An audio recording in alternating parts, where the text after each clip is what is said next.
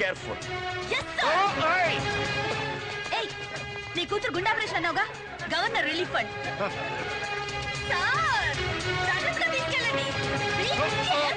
అయ్యో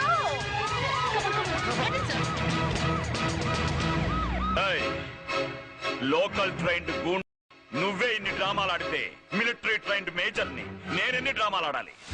రేయ్, నువ్వెన్ని డ్రామాలాడినా నన్నేం చేయలేవు. నా కాలు విరిగింది, 5 అంతస్తుల బిల్డింగ్ నేనెలా ఎక్కగలను? నా చెయ్యి విరిగింది, అన్నిటికీ రిపోర్ట్లున్నాయి. విరిగిన చేత్తో గన్నెలా పట్టుకుంటాను. ఇదిగోరా యాంటిసిపేటరీ బెయిల్. నువ్వే కాదు, ఈ ప్రపంచంలో ఎవ్వడొచ్చినా ఈ డిఎన్కేని అరెస్ట్ చేయలేరు. నిన్ను అరెస్ట్ చేయడానికి వస్తానే కదరా యాంటిసిపేటరీ బెయిల్ నా కోట్. పెద్ద పులినే కొడతావు. ఇప్పుడు ఎవరు నువ్వు?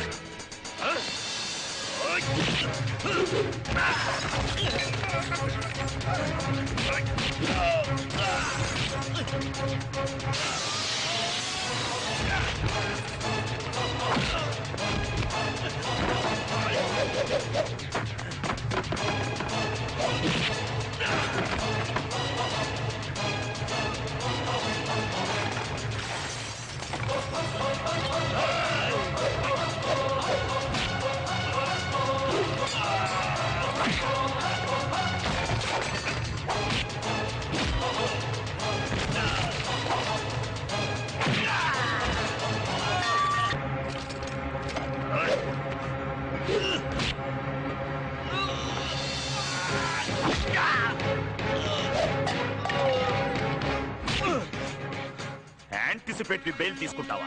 ఎరా, నిన్ను అరెస్ట్ చేస్తే ఈ గవర్నర్ లాంటి చెత్త నా కొడుకులు 100 మంది నిన్ను 5 నిమిషాల్లో బయటకు తీసుకొస్తారు. నువ్వు చేసిన అన్యాయాలకి దుర్మార్గాలకి నిన్ను 1000 సార్లు అరెస్ట్ చేయాలి, 100 సార్లు ఉరి తీయాలి. నువ్వు ఊహించని రీతిలో నీ మీద ఎఫ్ఐఆర్ ఫైల్ చేస్తా. అప్పుడు ప్రపంచంలో ఉన్న లాయర్లంతా నిన్ను బయటకు పడేయడానికి లాక్కోలేక పీక్కోలేక చావాలి. అప్పుడు నిన్ను నడి రోడ్లో అండర్వేర్ తో కొట్టుకొని తీసుకెళ్తా. ఊహించుకుంటున్నావా? నువ్వు ఊహించిన దానికంటే 100 రెట్లు ఎఫెక్ట్ ఇస్తాను. 1 2 3 ఈ క్షణం నుంచి నీ కౌంట్ డౌన్ స్టార్ట్ అయ్యింది. Get ready.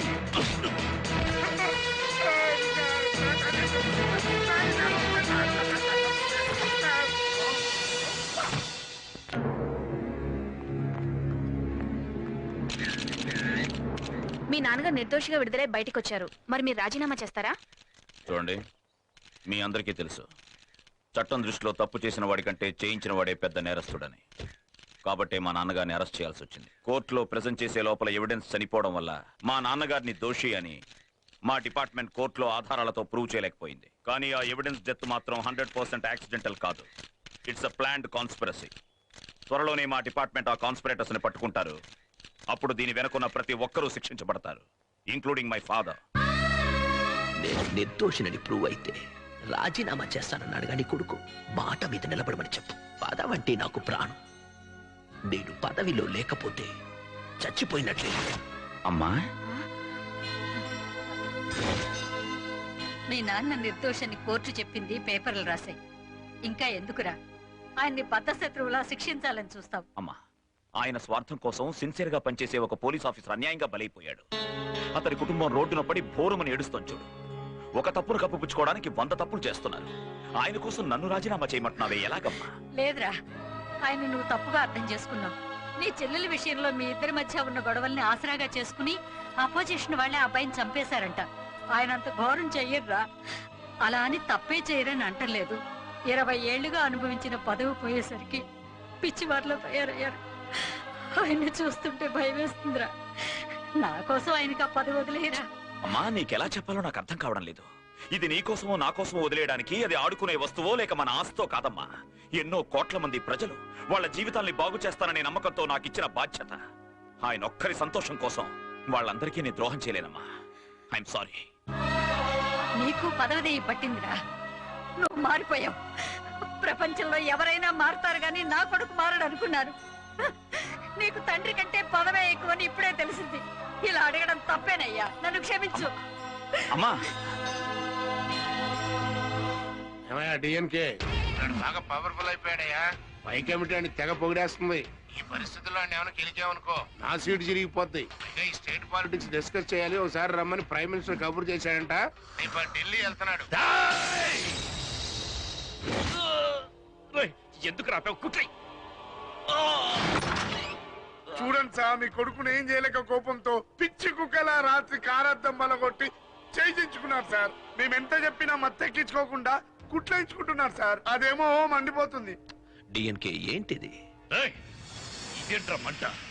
నీ కొడుకు చేసిన దానికి నా కడుపు మండిపోతుంది. అది చల్లార్చడానికి నీ దగ్గర మత్తు మందుందా? కుట్టో మండది. ఈ మంట వల్లనైనా నా సిగ్గులేని మొహానికి రోషం వస్తుందేమో. 25 ఏళ్లుగా ఈ సిటీలో నువ్వు పెద్ద పొలిటీషియన్వి, నేను తొక్కలో పెద్ద రౌడీని, కింగ్ మేకర్ని.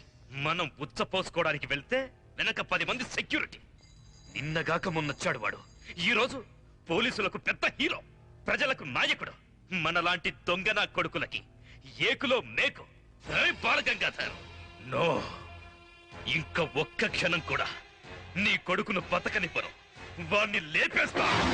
వెంటనే బై ఎలక్షన్లు వచ్చేలా చేస్తాను. నిన్ను సీఎంని చేస్తాను. వాడిని ముక్కలు ముక్కలుగా నరికితే తప్ప నాకు మనశ్శాంతి ఉండదు.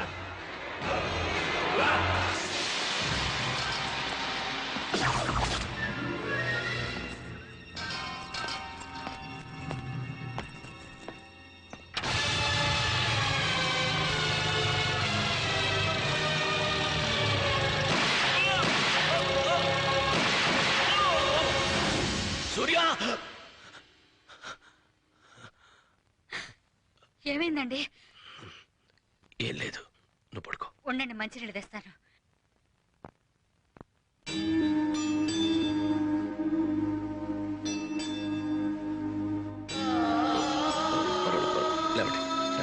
అయ్యా, దేవుళ్ళని కొడుకులు కన్నారయ్యా.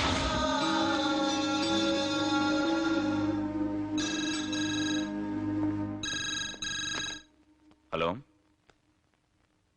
హలో బాబు, సూర్య, నాన్న,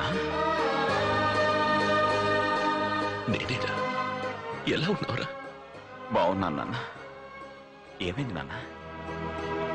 ఏం లేదురా, నేను చూడాలనుంది. తప్పకుండా నాన్న. ఇప్పుడు మార్నింగ్ 7 o'clock ఫ్లైట్కి ఢిల్లీ వెళ్తున్నాను. రాగానే మిమ్మల్ని వచ్చి కలుస్తాను నాన్న. అలా కాదురా, నన్ను కలిశాక ఢిల్లీకి వెళ్ళు. అలాగే నాన్న. ప్రియా, మా నాన్న, ఆయన పిలుపులో ఎప్పుడూ లేని ఆప్యాయత వినిపించింది. నన్ను చూడ్డానికి ఇప్పుడు వస్తున్నారు. నాన్న. బాబు, నేను వస్తున్నానని ప్రయాణం అదేం లేదు నాన్న. లోపలికి రండి, రండి. బాబు సూర్య, మీ నాన్న ఇక నుండి నీకు తలనొప్పిగా ఉంటాడు. అధికారంలో ఉండగా స్వార్థంతో చేసిన తప్పులకి సిగ్గుపడుతున్నాను. ఇంతకాలం బంధాలు, బంధుత్వాలు మర్చిపోయి మీ ప్రేమ అనురాగాలకి దూరం అయిపోయాను. రాజకీయాల్లో ఉండి ఓ రాక్షసుడిలా ప్రవర్తించాను. నేను చేసిన పాపాలకి ప్రాయశ్చిత్తం కలగాలంటే నన్ను క్షమించరా? ఏంటి నాన్న ఇది? నాలాంటి నీచుడు నీలాంటి గొప్పవాడి కాళ్ళు పట్టుకోవడంలో తప్పు లేదరా నాన్న. నేను అన్యాయంగా ప్రజల దగ్గర దోచుకున్నదంతా వాళ్ళకే తిరిగి చేసి చట్టం ముందు నా తప్పులు ఒప్పుకొని శిక్ష అనుభవించిన తర్వాత ఒక్కరోజైనా నీతో కలిసి బతకాలనుందిరా. ఇది ఇది ఇదే నా చివరి కోరిక. ఇది చెప్పడానికి ఇక్కడికి వచ్చా. రే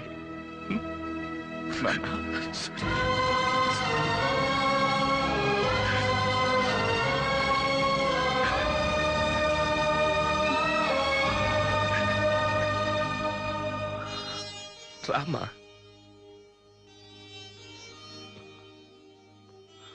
అమ్మా, నేను నీకు చాలా అన్యాయం చేశాను.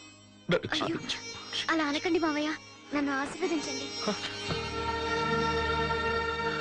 రే, నువ్వు ఢిల్లీకి వెళ్ళొచ్చిన తర్వాత ఆ అమ్మాయిని తీసుకొని మన ఇంటికి వచ్చి మీరిద్దరూ నాతోనే ఉండాలి. అలాగే నాన్న.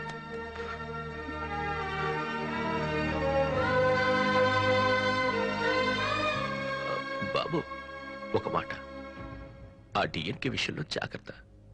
ఇప్పుడున్న పరిస్థితుల్లో వాడు నిన్నేదైనా చేయడానికి సిద్ధంగా ఉన్నాడు. మీరు నాతో కలిసిన తర్వాత ఒక్క డిఎన్కే ఏంటి నాన్న, 1000 మంది డిఎన్కేలు వచ్చినా నన్నేం చేయలేరు. ఇంతకాలం నా తండ్రి నాతో లేడన్న బాధతో సగం చచ్చిపోయాను. కానీ ఇప్పుడు ఈ ప్రపంచాన్ని ఎదిరించేంత శక్తి నాకు వచ్చింది నాన్న. ఈ డోంట్ వరీ నాన్న.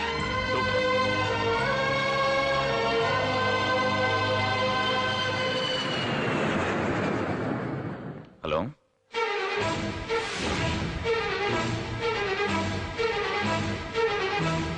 ఆంధ్రప్రదేశ్ మాజీ విద్యాశాఖ మంత్రి శ్రీ బాలగంగాధర్ గారు గుండెపోటుతో మరణించారు. వారి హఠాత్ మరణం రాష్ట్ర రాజకీయానికి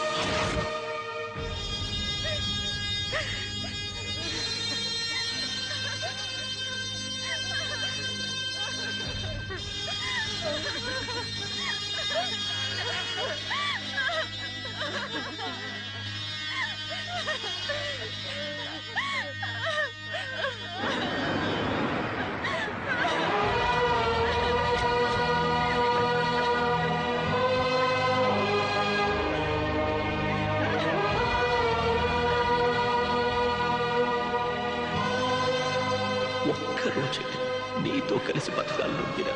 ఇదే నా చివరి కోరిక. ఆయన హత్య చేశాడని నింద వేసి పదవిలోకి వచ్చాం. ఆ పదవిని కాపాడుకోవడం కోసం ఆయన్నే హత్య చేశాం. ఆయన చనిపోయింది గుండెపోటుతో కాదు, నువ్వు చేసిన అవమానాన్ని మాతో చెప్పుకొని గుండె పగిలి చనిపోయాడు.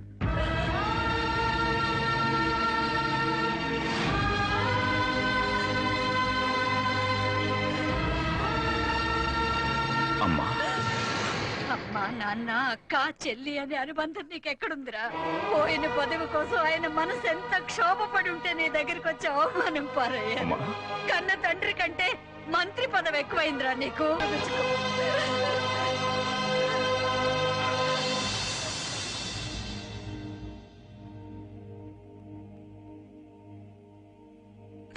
నన్ను క్షమించు తమ్ముడు. ఏంటక్క ఇది? ఏమైందక్క? ఏమైంది చెప్పు, ఏమైంది? నాన్న గుండెపోటుతో చనిపోలేదురా. ఏమన్నాడు మావయ్య? రాజీనామా చేస్తానన్నాడా? మామగారు, మళ్ళీ మీరు మంత్రి అయ్యే అవకాశం ఉందా? లేదల్లుడు, నా కొడుకుని పోగొట్టుకోవడం కంటే పదవిని పోగొట్టుకోవడమే మంచిదనిపించింది. పదవి 5 ఏళ్లకోసారి మారుతూనే ఉంటుంది. కానీ నా కొడుకు ఒక్కసారి పోతే ఈ జన్మలో నాకు దొరకడు. వాడితో మనసు విప్పి మాట్లాడాక నేనెంత తప్పు చేస్తున్నానో తెలుసుకున్నా. అందుకని ప్రెస్ మీట్ పెట్టి నా నేరాలన్నీ ఒప్పుకుంటాను. నేను సంపాదించిన అక్రమాస్తులన్నీ ప్రభుత్వానికే తిరిగిచ్చేస్తాను. మీరు ఇచ్చేస్తే మా సంగతి ఏమిటి? మీరు నేరం ఒప్పుకుంటే మీతో పాటు మేము కూడా దోషులుగా నిలబడాల్సి వస్తుంది. ఈ సంగతి తెలిస్తే డిఎన్కే మనల్ని బతకనిస్తాడా? నా కొడుకున్నంత వరకు నన్నెవ్వరూ ఏమీ చెయ్యను. నో, మీరు నేరాన్ని అంగీకరించడానికి మేము ఒప్పుకోం. ఇది నా జీవితం, నా నిర్ణయం. మీ నిర్ణయం వెనక మా జీవితాలున్నాయి. ఇన్నాళ్ళు మీరు చెప్పిన ప్రతి వెధవ పని చేశాను. ఈ ఒక్క మంచి పనికి అడ్డు రావద్దు.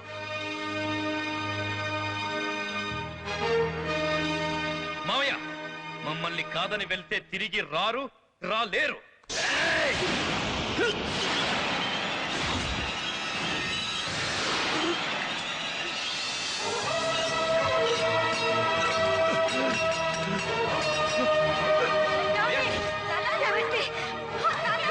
మామయ్య,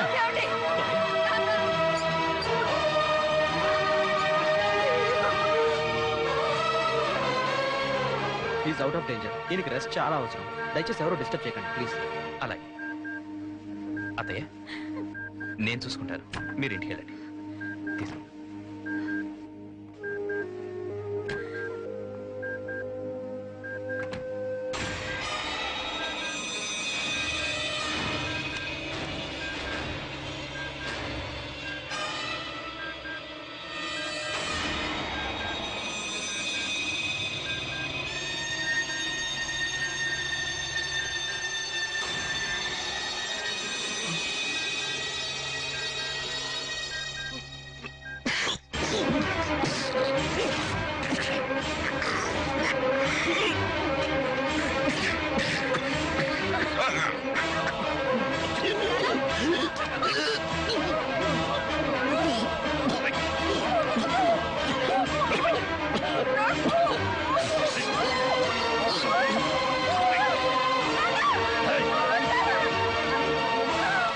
విషయం బయట ఎవరికైనా చెప్పావో నీ కూతుర్ని చంపేస్తా.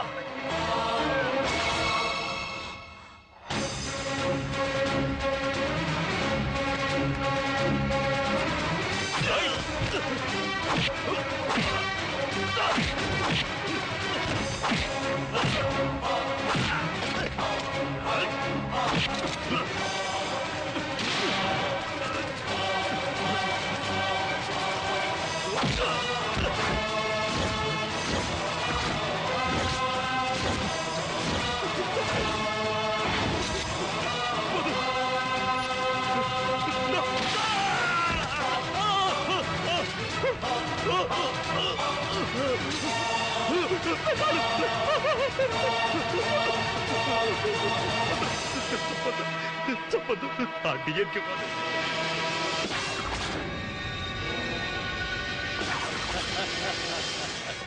రారా హోం రా. ఏంట్రా ప్రాణాలకు భయపడి పారిపోకుండా నట్టింట్లో ఇలా కాళ్ళు చాపుకొని పడుకున్నాడేంట్రా అని అనుకుంటున్నా.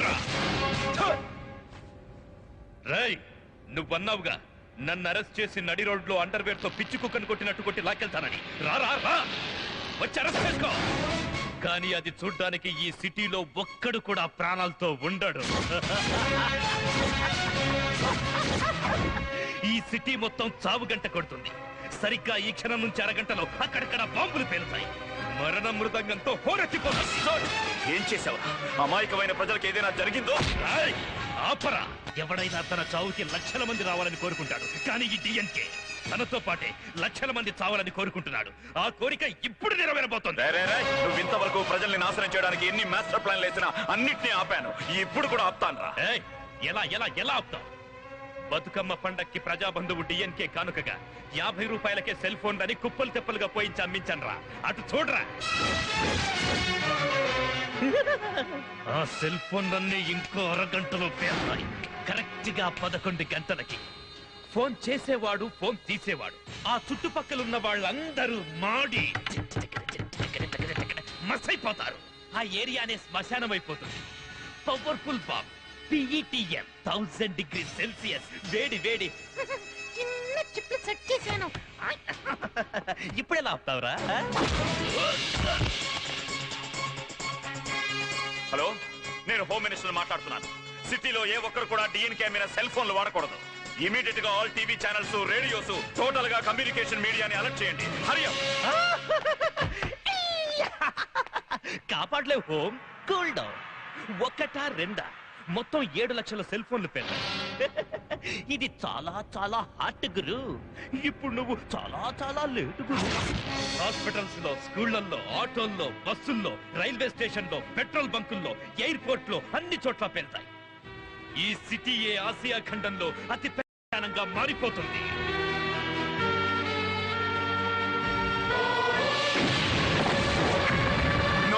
ఏ హోము, ఊహించుకుంటున్నావా? నువ్వు ఊహించిన దానికంటే 100 రెట్లు ఎఫెక్టివ్ గా ఉంటుంది. ఎలా ఆపాలో చెప్పరా? చెప్పు. నీ స్టాప్ చేయి. అమాయక ప్రజలతో ఆడుకోవద్దు. కొడుకు, నువ్వు నాతో ఆడుకోవడం మానేరా. నీ ప్రజలు బాగుండాలని నీ హోమ్ మినిస్టర్ పదవికి రాజీనామా చేయి. నువ్వు వచ్చిన పాటలకే తిరిగి పారిపో. నా మీద పెట్టిన కేసులన్నీ ఎత్తే అప్పుడే చెప్తాను రా. ఆపురా, లేదంటే నీ జనం పంచులు పంచులుగా లేచిపోతారు.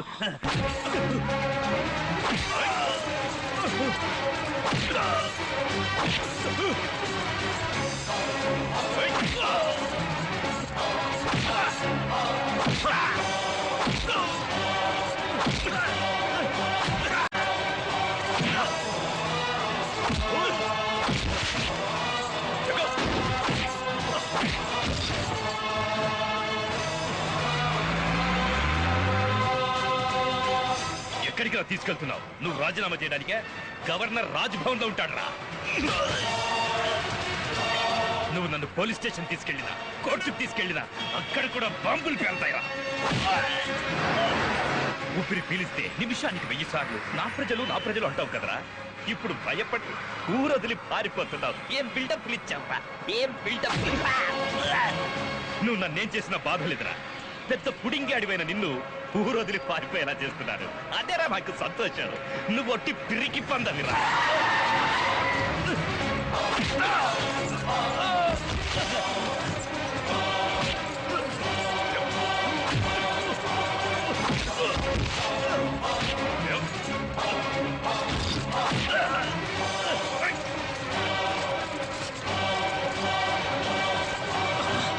ఎవడ్రా పిరికివాడు నా కొడక? 50 మంది వెళ్తున్న పడవలో ఒక్కడు దూకకపోతే పడవ మునిగిపోద్ది అనుకున్నప్పుడు ఏ ఒక్కడు దూకి అందరినీ కాపాడతాడో వాడేరా వీరుడు, ధీరుడు, అసలైన మగాడు. చచ్చాక కూడా శవాల్ని తోడుగా తీసుకెళ్లాలనుకునే నీలాంటి దొంగ నా కొడుకేరా పిరికివాడు. ఇంకో 2 నిమిషాల్లో 11 గంటలు అవుతుంది. నువ్వు పెట్టిన ఏపీఈటీఎన్ బాంబ్ పేలదరా. కనుక్కోరా, కనుక్కో. దేవులపల్లి నటరాజ కాళిదాసు, పెద్ద పుడింగి డిఎన్కే. కనుక్కోరా, పైకి చూడరా. DNK tele network signal towers. ఈ టవర్ ఉంటేనే కదరా సిగ్నల్స్ వెళ్తాయి, ఫోన్లు మోగుతాయి, బాంబులు పేల్తాయి.